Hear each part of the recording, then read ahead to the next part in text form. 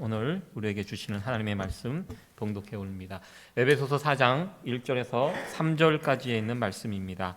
그러므로 주 안에서 갇힌 내가 너희를 권하노니 너희가 부르심을 입은 부름에 합당하게 행하여 모든 겸손과 온유로 하고 오래 참음으로 사랑 가운데서 서로 용납하고 평안에 매는 줄로 성령의 하나 되게 하신 것을 힘써 지키라. 아멘. 오늘 에베소서 4장에 있는 말씀 부름에 합당한 삶이라는 제목으로 말씀 증거하도록 하겠습니다. 아마 여러분들 그 TV 프로 가운데 신박한 정리라는 그런 프로가 있다고 합니다. 저는 본 적은 없고요. 유튜브 짤을 통해서 몇 장면을 이렇게 본 적이 있습니다. 탤런트 신혜라 씨가 진행하는 그런 프로인데요. 유명한 어떤 배우나 연예인들 집을 방문해서 연예인들이 바쁘지 않습니까? 근데 집이 정리가 안 돼 있는 막 지저분하고 막 너저분하고 이런 집을 전문가가 그것을 잘 정리를 해줘서 그러니까 비포와 애프터가 이렇게 나와 있습니다.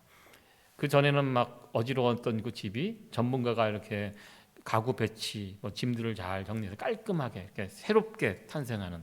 그래서 이런 장면을 보고 그 집주인은 감격의 눈물을 흘리고 그런 장면입니다.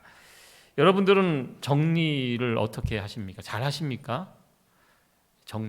정리하시는 거 좋아하세요? 아무런 말씀이 없으시네요. 네. 그러니까 저는 저희 집 사람이 정리를 참 잘해요. 너무 감사해요. 그래서 어디 나갔다 들어오면 집안에 이제 정리가 먼지 같은 거 닦는 거는 안 하는데 정리 하나는 기가 막히게 합니다. 그래서 제가 정리의 여왕이다. 당신은 고맙다. 나에게 없는 것이 있어서 너무 고맙다. 이렇게 이야기를 하는데요. 앞으로 유망한 직종 중에 하나가 케이블 정리 전문가라고 합니다. 여러분들 이 선 복잡하죠. 이거 어떻게 정리하겠습니까? 보통 사람들은 이거 못합니다. 그래서 이런 요즘 컴퓨터를 쓰는 요즘도 무선으로도 많이 쓰지만 저는 컴퓨터를 쓰는 그런 직장에서는 이것을 전문적으로 정리해주는 케이블 정리 전문가라는 사람들을 비싼 돈을 불러서 이것을 정리하게 합니다. 이렇게 정리를 하게 되면 이 복잡한 선이 이렇게 바뀝니다. 깔끔하죠. 보기만 해도 시원하고 기분이 좋아집니다. 이 정리를 한다는 거 대단히 중요한 것 같습니다. 예전에 제가 교회에서 사역할 때 교회 사무실에서 제가 일을 한 적이 있습니다. 행정 담당 목회자라고. 행정 담당 목회자가 어떤 일을 하는가 저도 잘 모르고 들어가서 배웠습니다. 교회 행정이라는 것도 일이 할 게 참 많이 있습니다. 사무실에 앉아서 책상에 앉아서 또 작업하는 것이 많고요. 그래서 교회 사무실에 직원들이 여럿이 있습니다. 각자 자기의 일들을 나눠서 하게 되는데 항상 시간이 부족합니다. 교회 일하는 것이 또 일이 정말 많아요. 하다 보니까.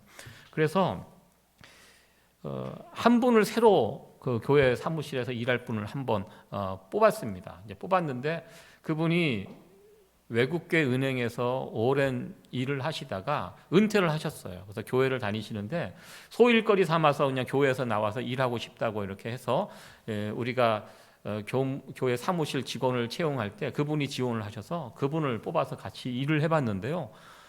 정말 이 행정의 전문가들이 어떻게 일을 하는지를 가까이에서 제가 볼 수 있었습니다. 정말 대단했습니다. 한 분이 딱 들어오셔서 교회 딱 사무실 캐비넷, 책상 딱 보시더니 매일매일 오셔서 이제 일을 하시는데요. 캐비넷 정리부터 쫙 하십니다. 캐비넷 안에 어떤 물건이 있는지 다 파악해서 다 장부에 또 밖에다 기록을 해놓습니다.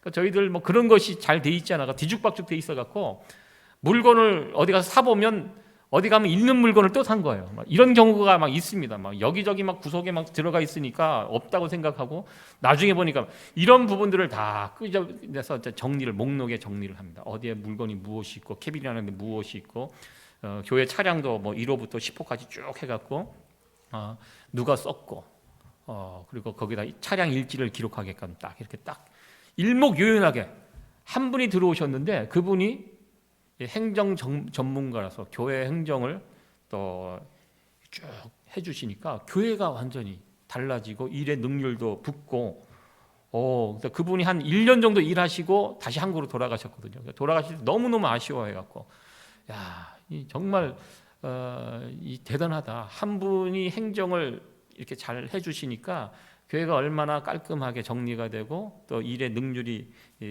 오르는지를 그분의 사역을 통해서 이렇게 볼 수가 있었습니다. 이 행정이라는 거, 참 중요하구나. 그러니까 행정이라는 것이 보니까요, 이런 뜻입니다. 어느 조직에서나 일이 바르게 돌아가도록 봉사하고 도와주는 것, 이것이 국어사전에 나와 있는 행정의 정의입니다. 행정을 잘하면 그 조직에 속한 사람들이 편안해지고 능률도 오르고 여러 가지로 좋습니다. 이 행정이라는 것이 또 나름대로 정치라고도 볼 수 있습니다. 정치하면 굉장히 무거운 주제 같은데요. 교회에도 정치가 있습니다. 교회 정치. 그래서 여러분들 정치하시는 목사님들 싫어하시죠? 정치하는 목사님 하면 괜히 선입관이 들고 목사님이면 정치하면 뭐 좀 이상하게 보시는데요. 그래서 저는 정치를 안 합니다. 교회 정치 이런 거 관심 없는데요. 제 친구 아버님이 저희 교단의 유명한 정치 목사님이셨습니다. 제가 그 목사님을 굉장히 존경하게 된 동기가 이분은 정치를 정말 잘하셨어요. 자기 그 교단에 들어가셔서 그 교단에 모여 있는 어떤 그 헌금을 사용하실 때도 정말 깨끗하게 필요한 곳에 특별히 어려운 목회자들 물어물어 찾아서 그런 분들 물심으로 도와주시면서 제가 그분이 사역하는 것을 교단에서 정치하시는 모습을 보면서 정치가 필요하구나. 정말 제대로 된 사람이 그 자리에 들어가서 그런 역할을 하면 정말 이것이 정말 귀하고 복된 일이 될 수 있구나라는 것을 보면서 그래도 이 정치, 교회 정치하는 분야에도 사람이 필요하다는 것을 알게 되었습니다. 제가 이렇게 뭐 행정, 정치에 관한 이야기를 많이 지금 해드리는 것은요, 이런 이유에 있습니다. 이 죄라는 것이요, 이 세상에 들어오면서 이 세상이 엉망이 되어버렸습니다. 마치 이런 모습이 되었다는 것입니다. 죄라는 것은 모든 관계를 깨트리고요, 질서정연한 하나님 보시기에 심히 좋았던 이 세상을 망가뜨리는 것이 죄입니다.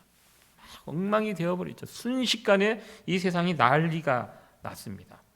꼬이고 풀어보려고 해도 풀리지도 않고 하나님과 사람들 사이에 망가지고요, 사람들과 사람들 사이의 관계가 망가지고, 죄라는 것이 그런 역할을 합니다. 죄로 인하여 이 망가진 이 세상을 우리 하나님께서 고치시기로 이제 계획을 하셨습니다. 오늘 성경에 보면 이런 표현이 있습니다. 1장 9절에 보면 1장 9절과 10절 나와 있는 이 말씀 다시 한번 읽어보도록 하겠습니다. 시작. 그 뜻의 비밀을 우리에게 알리셨으니 곧 그 기쁘심을 따라 그리스도 안에서 때가 찬 경륜을 위하여 예정하신 것이니 하늘에 있는 것이나 땅에 있는 것이 다 그리스도 안에서 통일되게 하려 하심이라. 죄로 망가진 이 세상을 우리 하나님께서 다시 회복시키실 계획을 가지게 되셨는데요. 오늘 에베소서 1장 9절에 보면 그것을 경륜이라고 이렇게 표현을 해놨습니다. 경륜이 무엇인가 찾아보니까요, 그런 뜻입니다. 제가 지금까지 설명해요. 경영, 관리, 행정, 정치, 이런 뜻이 경륜입니다. 하나님께서 경륜을 하셨다는 것입니다. 하나님께서 이 세상을 창조하신 창조주, 하나님의 계획하에 정말 질서정연하게, 우리 하나님은요, 경륜의 어떻게 보면 최고봉이십니다. 경영의 최고봉이십니다. 그래서 우리 하나님께서 이 엉망인 세상을 예수님을 통하여 새롭게 정리를 하시고 깨끗이 이제 새롭게 하시는 그 일을 하시게 되었다. 그 이야기를 이 에베소 1장 9절에서 10절에서 이렇게 말씀을 하고 있습니다. 그래서 예수님을 중심으로 예수님의 사역을 통해서 하나님과 우리가 엉켜진 이것을 관계를 새롭게 정리를 하고요. 그리고 우리들 사람들끼리 무너진 이것도 예수님을 통하여 새롭게 정리를 하신 것입니다. 온전하게. 그리고 더 나아가 예수님을 통하여 세상을 통일케 한다. 하나 되게 한다. 이것이 하나님의 경륜, 하나님의 계획, 큰 그림입니다. 그래서 에베소서에 보면 1장부터 3장까지 하나님의 경륜이 무엇인지, 하나님의 계획이 무엇인지, 하나님께서 이 세상을 어떻게 예수님을 통하여 새롭게 하셨는지, 정리를 하셨는지 1장부터 3장까지 교리적인 부분을 딱 해놓았습니다. 사도 바울은 에베소서 1장에서 3장까지 이 부분을 이야기합니다. 하나님께서 죄로 엉켜진 이 세상을 예수님의 사역을 통해서 어떻게 바르게 하셨는지, 이 부분을 교리적인 측면에서 깨끗하게 진단을 하고 깨끗하게 정리를 해 놓았습니다. 그리고 나서 4장부터 오늘 4장 1절부터 이렇게 살펴보고 있는데요. 이 엉망이 된 세상을 예수님을 통해서 깨끗이 이제 정리를 하셨는데 깔끔하게 이제 4장부터는 그렇다면 정리된 이 세상 가운데 이 관계 속에서 그리스도인으로서 어떻게 살아가야 할 것인가, 이 부분에 대해서 사도 바울은 4장부터 6장까지 설명을 합니다. 실제적으로 구체적으로 그렇다면 이제 하나님과 우리가 하나가 되었고 성도들이 하나가 된 이 세상 가운데 우리가 어떻게 살아가야 할 것인가, 이 부분에 대해서 말씀을 하시는데요. 결론에 해당되는 말씀이 오늘 3절에 있는 말씀입니다. 우리 같이 한번 읽어보도록 하겠습니다. 시작. 평안에 매는 줄로 성령의 하나 되게 하신 것을 힘써 지키게. 아멘. 예수님의 사역을 통해서 우리가 하나가 되었습니다. 하나님과 하나 되었고 사람들과의 이 죄로 막혀있던 것들이 해결이 돼서 하나가 되었습니다. 그렇다면 이것을 하나 된 것을 지키는 것, 유지하는 것이 이제 우리가 해야 할 일이라는 것입니다. 여러분들 정리를 해보셔서 아시겠지만 집안을 정리한다고 해놓고 다 해놨어요. 깨끗하게. 그러면 얼마 되지 못 가서 어떻게 됩니까? 다시 집안이 엉망이 되는 집안이 있고 정리가 된 그 상태가 그대로 유지가 되는 집안이 있습니다. 사도 바울은요, 정리한 이 세상 하나님께서 우리에게 이제 주셨는데요. 예수님을 통해서. 그렇다면 이제 우리가 해야 할 일은 무엇입니까? 정리된 이 세상, 하나 된 이 세상을, 이 관계를 이제 유지하는 것, 지키는 것, 이것이 이제 우리가 해야 할 일이라고 사도 바울은 말씀하고 있다는 것입니다. 그러면서 어떻게 그러면 이 하나됨을 우리가 유지할 수 있을까? 하나님과의 관계, 특별히 교회 공동체 안에서 이 하나됨을 어떻게 유지할 수 있을까? 이 하나되는 것은 쉽지 않습니다. 그래서 힘써 지키라고 했습니다. 대충 하면 하나됨이 깨진다는 얘기입니다. 그렇게 힘을 안 주면 깨진다는 이야기입니다. 하나됨을 유지하기 위해서 하나님께서 예수님을 십자가에 달려 죽기까지 하시면서 만들어 놓으신 이 하나됨을 우리가 유지하기 위해서, 지키기 위해선 우리가 어떻게 해야 되는가? 힘써야 되는데요. 오늘 이 부분에 관해서 함께 말씀을 나누기를 원합니다. 어떻게?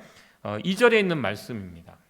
2절 말씀 같이 한번 읽어보도록 하겠습니다. 시작. 모든 겸손과 온유로 하고 오래 참음으로 사랑 가운데서 서로 용납하고, 여기 세 가지가 나옵니다. 모든 겸손, 온유, 그리고 오래 참음.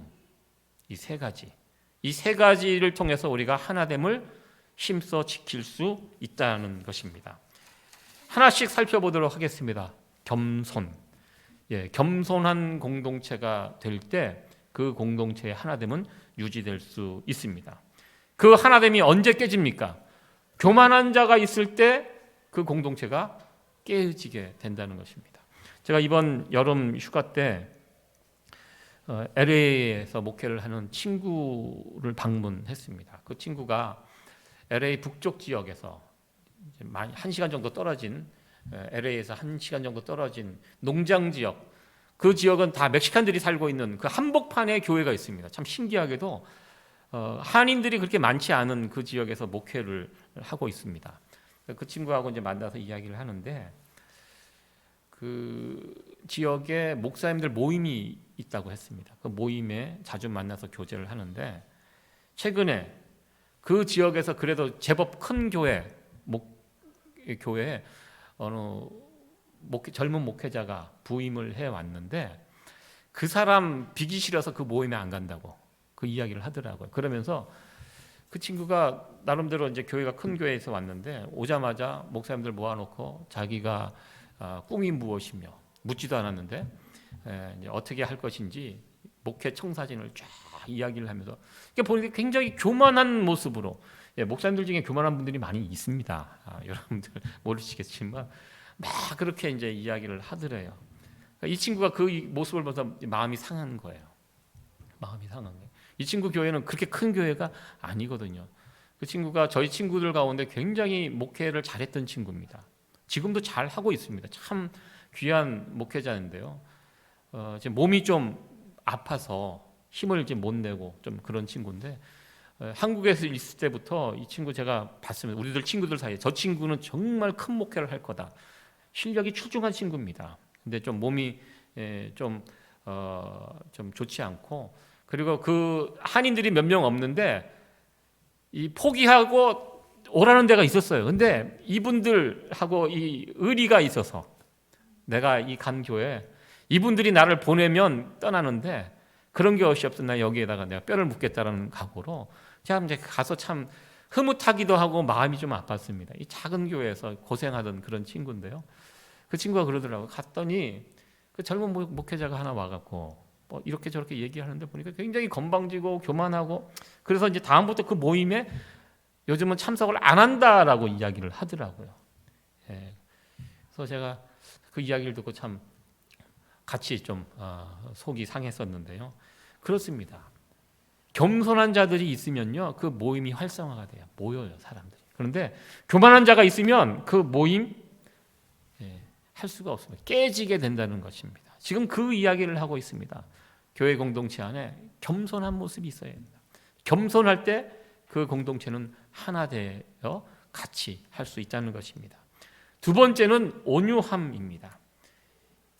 그 모임에, 그 공동체에 가슴이 따뜻한 사람, 부드러운 사람, 이런 사람들이 있는 그 모임에는 사람들이 모입니다. 그러나 까칠한 사람이 있으면 그 모임 가기 싫어합니다. 지금 우리도 이제 구역 모임을 지금 못 하고 있습니다. 거의 2년째 지금 못 하고 있는데요. 제가 알기에는 저희 교회는 까칠한 분이 안 계신 걸로 제가 알고 있습니다. 제가 보기에는 없습니다. 혹시 제가 모르는 까칠한 분 저희들 가운데 있습니까? 그럼 신고해 주시기 바랍니다. 네. 예전에 이 교회 특히 이제 구역 한옥권 사역자들은 보통 구역을 담당을 이렇게 몇 구역씩 담당 목회를 합니다. 제가 그때 많은 구역을 이렇게 담당하면서 이렇게 섬기다 보면 한 1년 정도 지나면 이 통계가 나와요. 어떤 구역은 잘 모여요. 근데 어떤 구역은 잘 모이는 것이 힘들어요. 잘 모이는 것이 쉽지 않을까요? 가만히 보면 잘 모이지 않는 구역은 보면 그 안에 까칠한 분이 있어요. 한두 명이 있어요. 많은 분들이 아니에요. 그러면 그 까칠한 분 때문에 모이고 하나 되고 이런 것이 참 어려워지는 것을 보게 됩니다. 그러니까 마음이 따뜻하고 온유하고 이런 분들이 모여 있는 구역은 막 모이고 자꾸 모이고 또 모이고 이제 활성화가 되어 가는데요. 이 까칠한 이런 모습이 있는 분들이 있는 구역은 그렇지 못한 모습을 보면서 이 교회 공동체 안에 이 온유한 이 부드러움, 이것이 참 중요하다는 것을 볼 수가 있었습니다. 세 번째는 오래 참음입니다. 오래 참는다. 기다린다. 고린도전서 13장에 보면 그 사랑 이야기를 합니다. 사랑 이야기를 하는데요. 사랑의 첫 번째 조건으로 오래 참음을 먼저 언급을 하고 있습니다. 사랑하면 참을 수 있다는 것입니다. 기다려줄 수 있다는 것입니다. 여러분들은 잘 참으십니까? 한국 사람이 제일 못하는 것이 참는 거라고 이야기를 하는데요. 여러분들 어느 정도 잘 참을 수 있으십니까? 여러분들은 잘 기다리십니까? 제가 지난주 금요일 날 어디를 가다가 이제 차를 운전해서 이렇게 가는데요. 뉴욕은 빨간불에서는 라이턴을 못합니다. 뉴욕시는. 제가 이걸 잘 몰랐어요. 다른 동네는 그렇지 않거든요. 빨간불이라도 물론 빨간불에 앞으로는 갈 수 없지만 왼쪽에서 오는 차가 없으면 그냥 눈치 보고 오른쪽으로 이렇게 가면 됩니다. 다른 동네는 그렇습니다. 근데 뉴욕은 이 빨간불에는 못 가더라고요. 제가 이걸로 처음에 와갖고 딱지를 250불짜리를 떼어갖고 정확하게 제가 알고 있습니다. 여러분들이 이렇게 주신 사례비를 그런 쪽으로 쓰고 있습니다. 제가 250불짜리 한 대 맞으니까요 정신이 없더라고요. 그래서 이거는 제가 분명하게 뉴욕시에 오면 빨간불에는 무조건 오른쪽으로 안 가는 것으로 그렇게 항상 이렇게 비싼 돈 내고 좀 배워요. 이렇게 하는데 타주에서 오신 분들은 이걸 모르더라고요. 그래서 제가 타주에서 오신 분들에게 꼭 이야기를 합니다. 그러면 깜짝 놀라면서 자기는 뉴욕에 와서 항상 빨간불에도 오른쪽으로 갔는데 하나님이 보호하사 지금까지 안전하게 감사하게 생각하시고 이 뉴욕 시 안에 있는 이게 법입니다. 최근에 제가 노던에서 크로스 아일랜드로 나가는 그 길에 딱 섰습니다. 빨간불에 딱 섰는데요. 그 크로스 아일랜드를 타려고 딱 서고 있는데 제 앞에 차가 있더라고요. 빨간불이에요. 당연히 안 가죠. 파란불이 딱 바뀌었는데 앞차가 안 가는 거예요. 파란불이 바뀌었으면 가야 되는데 안 가는 거예요. 그래서 제가 그래도 저는 1초는 기다렸습니다. 제가. 근데 안 가는 거예요. 그래서 클락션을 울렸습니다. 빨리 가라고. 빵빵. 그런데도 안 가는 거예요. 그래서 그때는 좀 제가 순간적으로 좀 화가 나더라고요. 빨리 가야 되는데 왜 길을 막고 안 가냐. 다시 한번 빠방 했어요. 그래도 안 가요. 그러다가 이걸 어떻게 하나 이제 좀 있으니까 가더라고요. 따라갔어요. 쭉 가는데 빨간불 그 파란불 밑에 하고 보니까 이쪽에 또 신호등이 하나 있는데 거기 빨간색 화살표 표시가 되어 있더라고요. 빨간색 화살표 표시가 되어 있으면 가면 안 돼요. 예. 그러니까 뉴욕은 복잡해요. 그러니까 정신 바짝 차리고 자세히 봐야 돼요.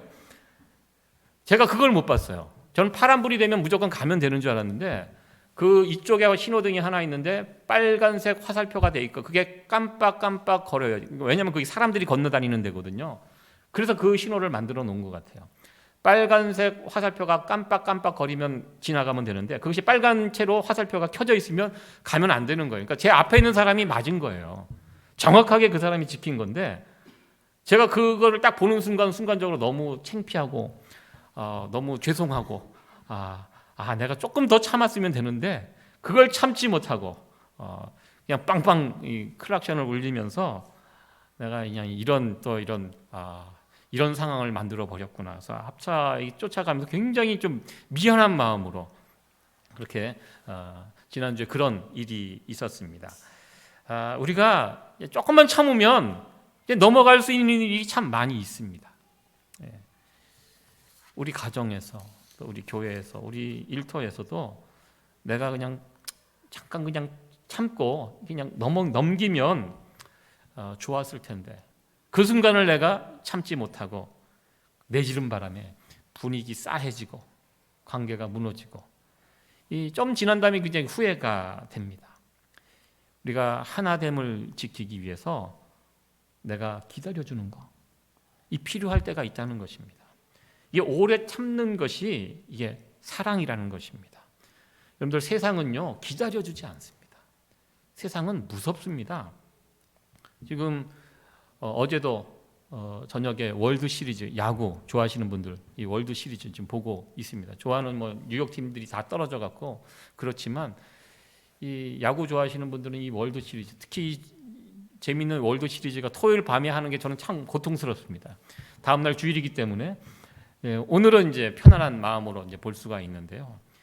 이 미국의 야구를 보면 철저한 비즈니스입니다. 실력이 좋은 선수들은 엄청난 돈을 받고요. 실력이 떨어지는 선수는 바로 정리가 됩니다. 방출이라고 합니다. 그냥 팀에서 내쫓습니다. 과거에 아무리 잘해도 오래 못하면 계약이 맺혀 있는 선수가 아니면 장기 계약으로 묶여 있는 선수가 아니면 그리고 계약이 끝나면 실력이 없으면 바로 팀에서 나가야 되는 것. 이게 진짜 철저한 비즈니스의 세계거든요. 세상은 그래요. 실력이 떨어지는 선수를 기다려주지 않습니다. 그 무리에서 도태된 선수를 다시 회복될 수 있도록 옆에서 기다려주는 것이 아닙니다. 세상은 그렇습니다. 그러나 우리의 가정은 어떻습니까? 우리 교회는 어떻습니까? 기다려줄 수 있는 것이 저는 가정이고 교회라고 저는 생각합니다. 왜? 사랑이 있기 때문에 그것이 가능합니다. 기다려주는 거, 오래 참는 거, 그거 사랑이라는 것입니다. 그렇지 않습니까? 자식이 아무리 공부 못해도 집에서 쫓아내는 부모 없습니다. 공부를 잘하지 못해도 직장에 취직을 하지 못해도 어느 영화를 보니까 그런 내용이 있더라고요. 나이 30이 넘은 아들이 결혼도 못하고 직장에 취직도 못하고 집안에서 빈둥빈둥 무의도식합니다. 밤에 게임하고 늦게 잠을 자고 그리고 아침에 늦게 일어나고 이제 가난한 집에 이제 어머니가 날품을 팔아서 하루 근근히 살아가는 그 집입니다. 그런데도 어머니는 자식이 일어나면 먹으라고 아침에 밥상을 이렇게 차려놓고 테이블을 이렇게 덮어놓고 나갑니다. 나갈 때 그냥 나가지 않고 없는 살림에 아들 용돈하라고 그 밥상 안에다가 또 돈을 꺼내서 이렇게 얹혀놓고 나가는 이 모습, 물론 영화의 한 장면이지만 실제로 일상에서 우리 주변에서 흔히 볼 수 있는 그런 모습 아닙니까? 부모이기 때문에 참고 기다려 줍니다. 용납해 준다는 것입니다. 왜? 사랑하기 때문에 그렇게 할 수 있습니다. 여러분들, 우리가 섬기는 교회는요, 세상 공동체가 아니라는 사실을 꼭 기억했으면 좋겠습니다. 교회가 세상처럼 뒤처지고 부족한 사람들 정리하고 잘하는 사람들 존대하고 인정하고, 교회는 그런 공동체가 아니라는 것입니다. 교회는 사랑 공동체입니다. 세상 공동체가 아닌 어떤 면에서 가족 공동체에 가까운 것이 저는 교회 공동체라고 저는 생각합니다. 그래서 우리 교회 안에도 세이비어 이 공동체 안에 참아주고 기다려주는 이런 사랑이 넘치는 그런 공동체가 되어지기를 간절히 소원합니다. 그런 창립 6주년을 보내면서 우리 세이비어 공동체가 어떤 공동체가 됐으면 좋겠는가 해서 오늘 에베소서 4장에 있는 말씀을 살펴보고 있는데요. 겸손한 공동체, 온유한 공동체, 사랑하는 공동체, 이런 공동체로 세워져가는 우리 세이비어 교회가 되어지기를 소원합니다. 이렇게 하면 이 에베소서 1장 10절 하나님의 그 경륜, 하나님의 계획에 대해서 말씀을 하시는데요. 같이 한번 1장 10절에 있는 말씀 읽어보도록 하겠습니다. 시작. 하늘에 있는 것이나 땅에 있는 것이 다 그리스도 안에서 통일되게 하려 하심이라. 아멘. 하나님의 큰 그림이 여기에 있습니다. 예수님을 통해서 어그러진 이 세상을 통일하셨습니다. 깔끔하게 하나님과 우리의 관계가 회복이 됐고요, 교회 안의 성도들의 관계가 하나가 되었습니다. 여기서 그치는 것이 아니라 이제 하나님의 계획은 예수님을 통하여 이 세상과 통일시키는, 하나 되게 하는 것이 하나님의 최종 계획입니다. 하나님의 경륜입니다. 이 일을 해야 하는데요, 이 일을 누구에게 시킵니까? 하나된 공동체, 믿음의 공동체를 통하여 세상이 그리스도와 통일되게 하는 이 일을 이제 우리 하나님은 계획하고 계신다는 것입니다. 이 일에 우리 세이비어 교회가 쓰임을 받아야 되겠다는 것입니다. 하나 되지 못한 공동체는 이 일에 사용될 수 없습니다. 중요한 것은 교회가 아무리 크고 힘이 있어도 하나 되지 못한 공동체는 예수님과 세상을 하나 되게 하는, 통일케 하는 이 일에 사용될 수 없다는 것입니다. 그래서 우리 교회가 계속 힘써야 되는 것은 하나됨입니다. 여러분들, 하나됨, 무엇을 통하여 하나 되어야 되는가? 오늘 세 가지 말씀을 드렸습니다. 세상에 많은 단체들도요, 모임도 하나 되는 공동체 있습니다. 깡패들, 조직폭력배들도 겉으로 보기에는 하나가 되어 있습니다. 똘똘 뭉쳐 있습니다. 무엇으로 그들은 하나가 되어 있습니까? 힘으로 하나가 되어 있습니다. 까불면 죽습니다. 겁줍니다. 돈으로 하나가 되어 있습니다. 까불면 그 공동체에 협조하지 않으면 돈 안 줍니다. 그러면 그거 무서워서 하나가 되려고, 하나가 되는 모습을 유지합니다. 여러분들, 교회라고 해서 다 하나가 되는 공동체가 있는 것이 아니고요, 또 교회라고 해서 어떻게 보면 무엇을 통해서 하나가 되는가가 참 중요합니다. 제가 알고 있는 이 필라델피아의 유명한 큰 교회는 역사와 전통이 있는 교회인데요, 가보니까 그 교회를 주변에서 본 사람들이 그런 얘기를 하더라고요. 교회는 100년이 됐는데 한 20-30명 남아있대요, 큰 건물에. 그런데 그 20-30명 남아있는 사람들이 다 가족들이래요. 20-30년 되니까 100년 동안 이제 가족들이, 그러니까 교회가 문제가 생기니까 다 떠났는데 남아있는 사람들 누가 남아있냐면 가족들이 남아있는 거예요. 친인척들, 우리가 남이가 하면서 같이 남아있는, 어떻게 보면 하나된 공동체처럼 보이지만 그 중심에 무엇이 있습니까? 피를 나눈 혈연 공동체. 그렇죠. 혈연 공동체는 하나가 될 수 있죠. 교회는요, 혈연 공동체는 아닙니다. 그 중심에 무엇이 있습니까? 예수님을 통해서 하나가 되어야 됩니다. 겸손함, 온유함, 사랑, 우리 예수님의 성품입니다. 이 세 개가 중심에 있는 공동체, 그것으로 하나 되는 공동체가 우리 주님이 기뻐하시는 이 공동체라는 것입니다. 이 하나 된다는 것은요, 생각처럼 말처럼 쉬운 것이 아닙니다. 오늘 본문의 말씀에서도 사도 바울은 하나됨을 힘쓰라고 하였습니다. 우리가 힘쓰지 않으면 이 하나됨이 금방 깨어지기 때문입니다. 항상 그래요. 무엇인가 아름답게 세우는 것은 어렵습니다. 그러나 망치는 것은 참 쉽습니다. 순식간에 망쳐집니다. 허물어집니다. 그러나 하나하나 다시 세워가는 거, 온전케 하는 거, 회복시키는 것은 정말 어렵습니다. 죄로 망가진 이 세상, 우리 하나님께서 어떻게 회복시켰습니까? 자기 하나밖에 없는 아들 예수님을 십자가에 달려 죽이시면서 이 일을 이루셨습니다. 굉장히 어려운 일이었습니다. 다시 회복시키는 거, 교회 하나됨을 이루어가는 거, 이거 쉽지 않습니다. 어렵습니다. 사단은 계속 이 작업을 합니다. 하나 되지 못하도록. 특별히 또 우리가 아직 인격적으로 덜 성숙했기 때문에 이 겸손하고 온유하고 오래 참아야 되는데 그러지 못한 순간순간 이런 모습들이 우리 가운데 있습니다. 하나 되는 것이 참 어렵습니다. 그래서 사도 바울은 특별히 이 말씀을 가지고 힘써 지키라고 이렇게 명령을 하고 있습니다. 특히 오늘 4장 3절에 보면 평안에 매는 줄로 성령이 하나가 될 것을 힘써 지키라 이렇게 말씀하고 있는데요. 이제 빨간 글씨로 이제 표시를 해놨습니다. 평안에 매는 줄로 묶으라는 얘기입니다. 강제적으로라도 줄로 묶어서 하나가 돼서 흩어지지 않도록. 저는 예전에 한국 전쟁의 비참함을 표현했던 김성칠이라는 어떤 소설가가 썼던 그 내용이 있어서 여러분들의 소개를 해드립니다. 6.25 전쟁이 터지고 많은 한국 분들이 이제 남쪽으로 이제 피난을 가는 그런 상황입니다. 저희 부모님, 저희 할머님도 늘 저희들을 붙잡아 놓고 이제 했던 레파토리 중에 하나가 이게 피난길에서 자기가 얼마나 고생했는지, 내가 너희들 정씨 가문을 살리기 위해서 얼마나 자기가 고생을 했는지 그 이야기를 저희 할머님이 해주십니다. 저희 할아버님이 일찍 돌아가셨어요. 저희 막내 삼촌을 저희 할머님 뱃속에 있는 유복자라고 그렇게 이야기를 하죠. 일찍 돌아가셔갖고 아들 셋을 저희 할머님이 키우시면서 전쟁이 났습니다. 그래서 고향에서 부산으로 피난길에 이제 올랐는데 아무도 도와주는 사람이 없었대요. 전쟁통에 누가 도와줍니까?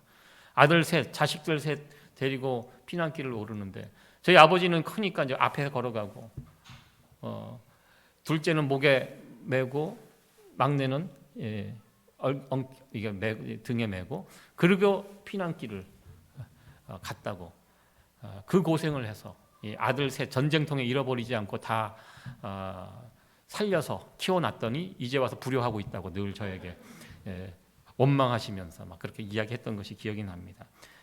그 책에도 김성칠이라는 분이 그런 이야기를 합니다. 기차를 타고 기차에 피난 가는 사람들이 가득 막 타서 막 기차로 내려가는데 엄마가 자기 자식들이 여러 명 있었다고 합니다. 그 자식들을 잃어버리지 않도록 끈으로 묶었다고 합니다. 다 끈으로 묶다가 그 전쟁통에 내려가다가 엄마가 그 기차 위에서 졸다가 떨어지면서 엄마가 떨어지니까 줄에 묶여 있는 자식들도 다 떨어지는 이런 끔찍한 상황을 본인이 직접 목격했다고 그것을 소설에 이렇게 올려놨던 그것을 본 적이 있습니다.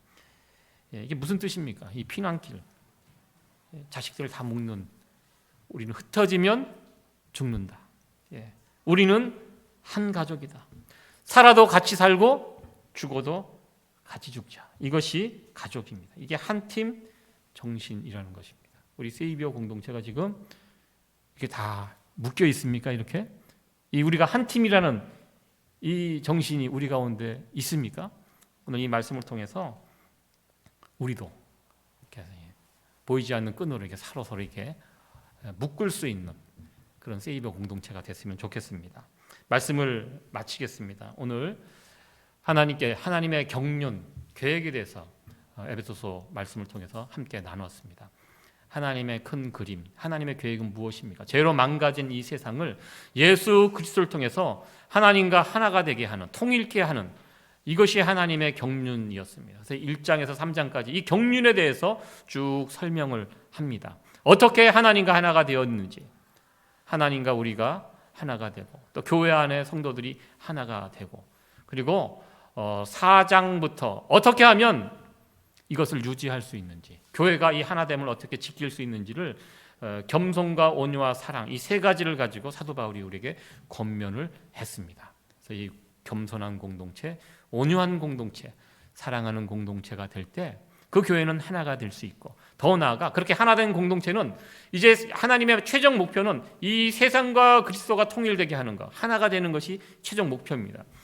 이 일을 하기 위해서 어떤 교회가 필요합니까? 두 번째 공동체가 필요하다는 것입니다. 하나님은 이런 공동체를 통해서 이 세 번째 일을 이루어 가실 것입니다. 우리가 창립 6주년을 이렇게 보내고 있습니다. 6년 동안 여러분들 참 수고 많으셨습니다.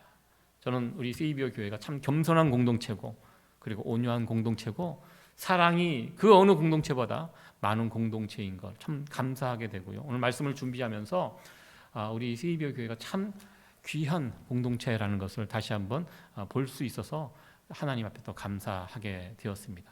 앞으로 더욱더 이 겸손한 공동체, 온유한 공동체, 사랑하는 공동체가 되어서 하나님께 쓰임받는, 이 시대에 쓰임받는 우리 교회가 되었으면 좋겠습니다. 하나님은 하나된 공동체를 통해서 일하십니다. 이 귀한 사역에 동참할 수 있는 저와 여러분들, 우리 세이비어 공동체가 되어지기를 간절히 축원합니다. 아멘.